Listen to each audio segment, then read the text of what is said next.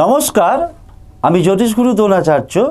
দর্শক বন্ধু, আগামী 2 অক্টোবর মহালয়া, 3 অক্টোবর 2024 থেকে 16 অক্টোবর দেবীপক্ষ। এই দেবীপক্ষে আপনি ভুলেও এই খাবারগুলো খাবেন না, চরম দারিদ্রতায় ভুগবেন, দেউলিয়া হয়ে যাবেন। কোন কোন খাবার? নাম্বার 1 হচ্ছে তিতো জাতীয় কোনো খাবার খাবেন না, অর্থাৎ উচ্ছে বা এই জাতীয় খাবার। নাম্বার 2 হচ্ছে ঠান্ডা দই, সে যে দই হোক না কেন। এই যে দেবীপক্ষ, এই দেবীপক্ষে ঠান্ডা দই একদমই খাবেন না।